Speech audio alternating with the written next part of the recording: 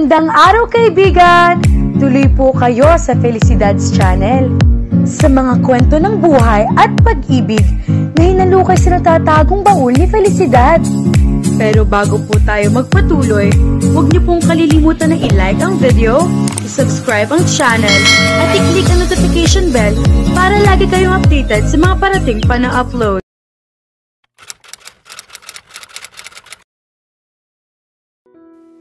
Alas 3 pa lang ng madaling araw ay gising na si Sheena. Araw iyon ng kanyang kasal. Mula nang maitakda ang kasal nila ni Dexter na tinaguri ang Wedding of the Year, halos 2 buwan na rin ang nakararaan ay halos hindi siya makakain at makatulog ng maayos dahil sa labis na excitement. Proud na proud siyang maging future wife ng isang katulad ni Dexter. Napakagwapo nito at sa edad na 29 ay isa ng doktor. Nagmula rin ito mula sa isang mayamang pamilya sa Batangas. Parehong matagumpay na negosyante ang mga magulang nito.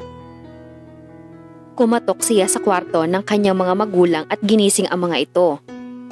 Hindi nagtagal ay pinagbuksan siya ng pupungas-pungas niyang ina na si Betty. "Anak, ang aga mo namang nagising," puna nito. Ngumiti siya ng maluwag. "Gusto ko kasing maayusan agad ako ni Britney.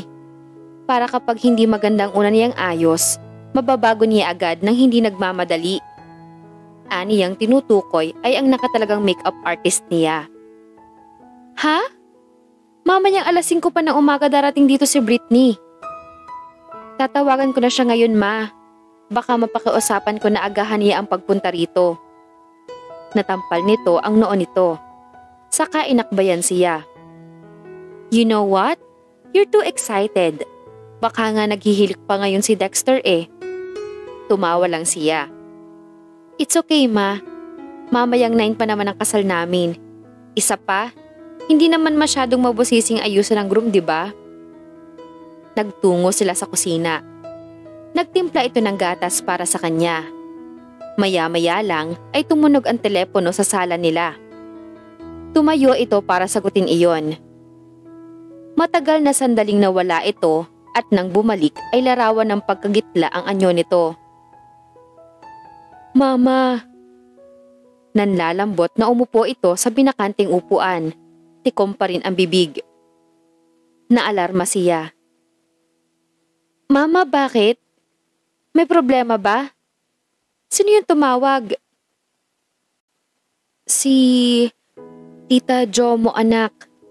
Anitong ang tinutukoy ay ang ina ni Dexter. "Bakit?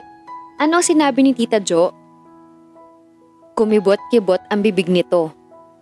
Ilang sandali pa ang lumipas bago nito nagawang magsalita. "Gusto niyang pumunta ako ngayon sa bahay nila." "Bakit daw?" "Gusto raw akong makausap ni Dexter." "Bakit? Gising na rin si Dexter?" "Anak, huwag ka sanang mabibigla. Pero gusto raw ni Dexter na i-postpone. I-cancel ang kasal ninyo." Nanlaki ang kanyang mga mata. "What?" "Sheena, gustong umatras si Dexter sa kasal ninyo." Parang bombang sumabog iyon sa harap niya. Para siyang itinulos sa kanyang kinauupuan. Matagal bago niya nagawang ibuka ang bibig. "Ma, is this a joke?" Umiling ito. "Sana ay ganoon nga, anak." Tumayo na ito. "Ngayon din ay pupunta ako sa kanila." Tumayo na rin siya. Naramdaman niya ang panginginig ng kanyang katawan pero pilit niya iyong binaliwala. "Sasama ako, mama." "Pero anak, let's go." Aniya saka lumabas ng kusina. Pinatungan lang niya ng roba ang damit pantulog na suot niya bago sila sumakay sa kotse niya. Siya ang nagmaneho. Mabilis na nakarating sina Sheena sa bahay niya na Dexter. Pinapasok agad sila ng katulong. Sinalubong sila ni Tita Jo sa sala. Malungkot ang mukha nito. "Sheena, I'm so sorry na ganito ang kinahantungan nito." Pinatatag niya ang sarili. Nasaan po si Dexter, tita? Gusto ko siyang makausap. Napakagatlabi ito. Nasa kwarto niya at naghahanda na yatang umalis. Puntahan mo na lang siya roon. Mabilis ang mga hakbang na tinungo niya ang ikalawang palapag ng bahay. Kumatok siya sa pinto ng kwarto ni Dexter. Saglit lang ay bumukas na iyon. Bihis na bihis si Dexter at may malaking traveling bag sa paanan nito. Honey. Hindi niya alam kung iiyak siya ng mga sandaling iyon. Matagal bago ito nagsalita. I'm sorry, Sheena. I have to do this. Anito sa mahinang tinig. Lumapit siya rito. Naramdaman na niya ang unti-unting pagbagsak ng kanyang mga luha. But why, Dexter? Why? Umiling ito. Huwag mo nang alamin, Sheena. Masasaktan ka lang. The last thing na gusto kong gawin sa'yo ay ang masaktan ka ng todo. I've caused enough damage and... Yumuko ito at hindi na itinuloy ang sasabihin. Tell me now! I said now! Halos hysterical na siya. Bumuntong hininga ito, saka muling sinalubong ang kanyang tingin. Kailangang umatras ako sa kasal natin dahil hindi ko kayang talikuran ang responsibilidad ko kay G. Natahimik siya. Ano ang responsibilidad nito sa dati nitong kasintahan? 4 months ago, kung natatandaan mo ay pumunta ako sa Maynila dahil sa isang buwang seminar na dinaluhan ko doon. Aksidenteng nagkita kami ni G sa mall. Nagkaroon kami ng pagkakataong makapag-usap. She told me na mahal pa rin niya ako. Sinabi ko sa kanyang may girlfriend na ako. Even engaged. To you. Pero binaliwala niya iyon.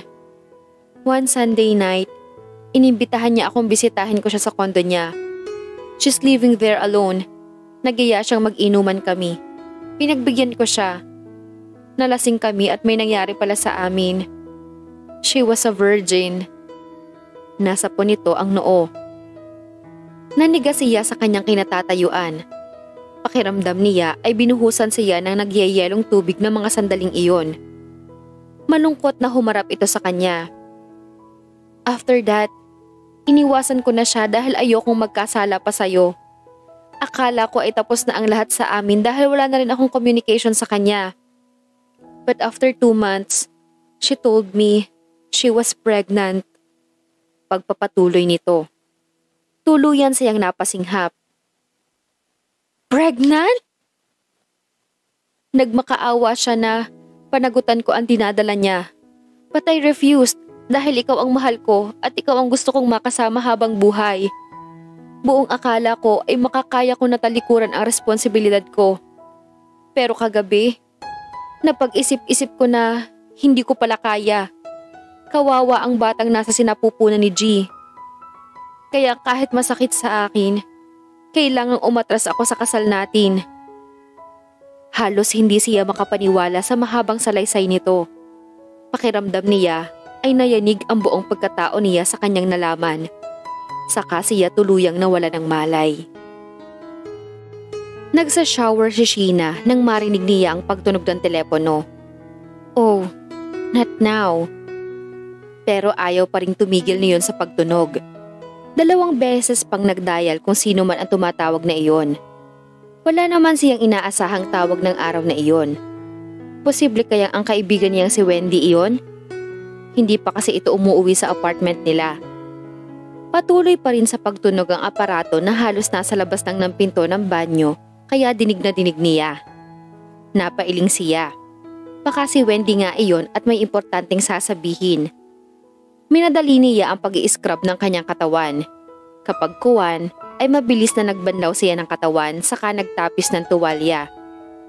Lumabas siya ng banyo at dinampot ang auditibo. Hello? Sheena, nandito ako ngayon sa Bat MC. Mangiyak-ngiyak ang tinig ni Wendy sa kabilang linya. Kinabahan siya. Ha? Bakit? Anong ginagawa mo dyan? Ano nangyari sa'yo? Sunod-sunod na tanong niya. It's not me, Sheena. Si Mami ang narito sa ospital. Nabangga ang sinasakyan niyang jeepney. She's unconscious until now. Kinalabutan siya sa narinig. Humagulhol ito. Hindi ko na alam kung anong gagawin ko, Sheena. Tinawag ko na ang lahat ng santo at santa para hilingin na iligtas si Mommy. Calm down, okay? Sabi niya. Siguradong makakaligtas si Tita Tessie. I'm sure of that. Pwede ka bang pumunta rito sa ospital? Samahan mo ako, Sheena. Please? Sumang-ayon agad siya. Kahit hindi sabihin ito, ay talagang pupuntahan niya ito. Alam niyang kailangan siya nito ngayon. I'll be there in about half an hour, okay? Sabi niya. Okay, maghihintay ako. Pagkatapos na lang mag-usap ay bumalik uli siya sa banyo para mag-shampoo. Papunta na si Sheena sa ospital sakay ng kanyang pulang Honda Civic. Sa pagmamadali ay hindi na niya nagawang suklayin ang mahaba at medyo kulot niyang buhok. Basta tinalian lang niya iyon ng puting laso. Ni hindi rin siya nakapagpahid ng lipstick o nakapagwisik ng pabango. Balak pa naman sana niyang pagkatapos mag-shower ay panonoorin niya sa DVD ang pelikula ni Anne Hathaway. Nababagot siya sa restaurant kaya alas 7 pa lang ay nagpaalam na siya sa kanyang mga staff. Hindi niya alam kung bakit pero bigla na lang ay sinasalakay siya ng ganoong pakiramdam minsan. Paborito niyang actress, si Anne Hathaway. Gandang-ganda siya rito. Paborito at crush din ni Dexter ang actress. Dexter. Ipinilig niya ang kanyang ulo. Mabuti na lang at kapag sumasagi sa isip niya paminsan-minsan ang dating nobyo, hindi na kumikirot ang kanyang puso. Hindi na siya nasasaktan. Mahigit 2 taon na rin ang nakararaan mula nang tumalikod ito sa kanilang kasal. Pero nagdulot ng hindi magandang epekto sa kanya ang ginawa nito. Naging mailap siya sa mga lalaki. Naging suplada siya sa lahat ng mga manliligaw niya. Ni hindi niya binibigyan ng pagkakataon ang mga ito na ipahayag ang damdamin ng mga ito sa kanya. Para sa kanya, pagkatapos ng ginawa ni Dexter, hindi na niya pwedeng pagkatiwalaan pa ang lahat ng lalaki. Batid niyang unfair iyon sa mga lalaki. Pero ano ang magagawa niya kung iyon na ang tumimo sa isip niya? Kaya siya nakihati sa apartment na tinutuluyan ni Wendy ay para tuluyang makalimutan si Dexter. Ayaw niyang nakikita pa ito. Lalo pa at pagkatapos lang ng halos 1 buwan ay inuwi na nito sa kanilang bayan si G, na noon ay halata na ang tiyan. Hindi niya gustong lalo pang masaktan. Ipinagpasalamat niyang agad siyang tinanggap ni Wendy. Matagal na rin silang magkaibigan nito. Nasa kolehiyo pa lang sila. Freshman siya noon at 3rd year na ito nang magkakilala sila. Taga-kabilang bayan ito at nangupahan lang ito sa Batangas dahil mas makakatipid ito kaysa araw-araw na mag-uwian. Oh shucks! Malakas na sambit niya nang makita ang isang lalaking bigla na lang gumitna sa kalsada. Mabuti na lang at napansin niya ito kaya mabilis siyang nakapagpreno. Nakabibinging ingay ng 4 na gulong ng kanyang kotse ang namayani sa paligid. Halos wala ng 10 talampakan ang layo ng bumper ng kanyang kotse sa kinatatayuan ng lalaki. Nanggigigil na binusinahan niya ito. Nababaliw ka na ba? Sigaw niya habang nakatingin dito. Pero nakasara ang mga bintana ng kanyang kotse kaya siguradong hindi siya narinig nito. Mabilis siyang bumaba at lumapit dito. Pinamaywangan niya ito. Mister, magpapakamatay ka ba? Sabi niya sa malakas at nang uuyaw na tinig. Pwes, huwag ka mandamay ng ibang tao. Pumunta ka sa mataas na tulay doon at doon ka tumalon. Pero iba ang isinagot nito. Miss, pwede bang tulungan mo ko? Look, na-flat ang gulong ng sasakyan ko. Malalim at maganda sa pandinig ang boses nito, ngunit hindi niya iyon pinansin. Noon niya naisip na nasa isang lugar sila na medyo madalang daanan ng mga sasakyan. Palayan ang magkabilang gilid niyon. Medyo madilim din sa kinaroroonan nila.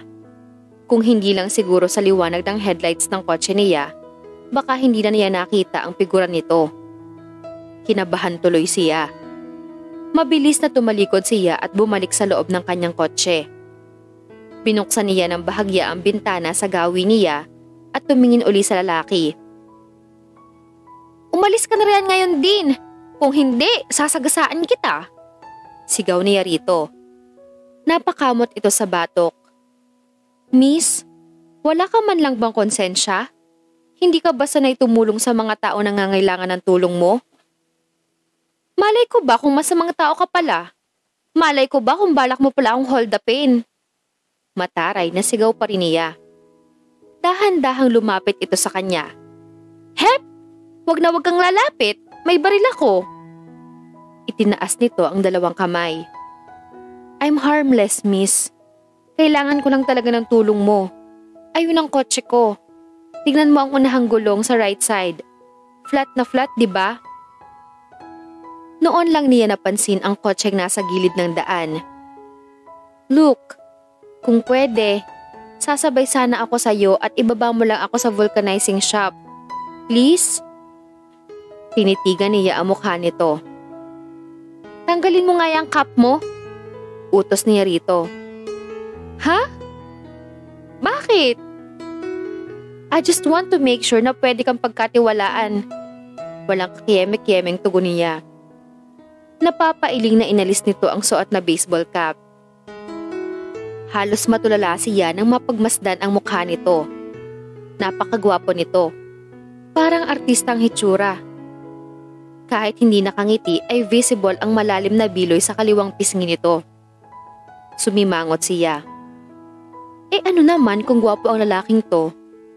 Looks can be deceiving, sabi nga nila. Bago pa man niya isatinig uli ang pagtanggi sa pakiusap nito, inalabas nito ang pitaka at iniabot sa kanya ang driver's license nito. "This is me. Tingnan mo kung hindi nga ako dapat pagkatiwalaan." Tinanggap niya ang lisensyang iniabot nito. Zeus Andrew Montero ang pangalang nakasad doon. 31 years old ito. "Here's my company ID para masatisfy ka," sabi uli nito. Sabay abot ng isa pang identification card. Bakas ang iritasyon sa tinig nito. Napaigtad siya nang tumunog ang kanyang cellphone na nasa dashboard. Mabilis niyang sinagot iyon. Si Wendy ang tumatawag. "Sheena, nasaan ka na?" "Oh my!" bulalas niya. "Hintayin mo lang ako dyan. Nandyan na ako after 5 minutes. Hindi na niya hinintay na makapagsalita pa ito at tinapos na ang tawag. Mabilis niyang iniabot ang lisensya ni Zeus. "Halika na nga," sabi niya sa napipilitang tinig. Tila nakahinga ito ng maluwag. Umikot ito sa harap ng sasakyan. Pinuksan niya ang pinto ng front passenger seat para makasakay ito. "Thanks," sabi nito. Inirapan niya ito saka binuhay na ang makina ng sasakyan. "May konsensya ka rin pala eh." Anito maya-maya saka tumawa ng mahina. Hindi agad siya nakasagot. Nakatuon ang atensyon niya sa pabango na gamit nito na ng mga sandaling iyon ay pumupuno sa kanyang kotse. Swabe ang pabango nito at masarap ang dating sa ilong. "By the way, ako nga pala si Zeus Andrew Montero. You can call me Zeus." Pakilala nito sa sarili. Umungo lang siya. "How about you? What's your name?" Saglit na tinapunan niya ito ng tingin. "Hello, Zeus." Napakamot ito sa batok. "Hello. What's your name?" Tanong uli nito. "San ba kita ibababa?" Napakamot uli ito sa batok saka tumawa ng mahina. What Hindi na nito itinuloy ang sasabihin. "San ba kita ibababa?" Tanong uli niya. "Diyan na lang sa unang vulcanizing shop na madadaanan natin." Tumango lang siya. Nakatutok pa rin ang atensyon niya sa tinatahak nilang kalsada. Napansin niya tahimik na rin ito. Nang hindi makatiis, ay nilingon niya ito kaya nahuli niyang nakatitig ito sa kanya. Nakaramdam siya ng iritasyon. "Ano bang problema mo?" Asik niya rito. Kumunot ang noo nito. Wala na akong problema. Meron pa ba? Tinulungan mo na ako eh. Bakit ka nakatitig sa akin? Tumawa ito. Masama ba? Ang ganda mo eh. Pinandilatan lang niya ito. Hindi nagtagal ay inihinto na niya ang kotse sa harap ng isang vulcanizing shop. Humarap ito sa kanya. Thank you so much, miss. Walang anuman, tugon niya. Tumawa uli ito. What a nice name. Thank you so much again, miss walang anuman. Bye. Itinaas pa nito ang isang kamay sa kanya. Nanggigigil na pinaandar na uli niya ang sasakyan. Abangan ang susunod na kabanata.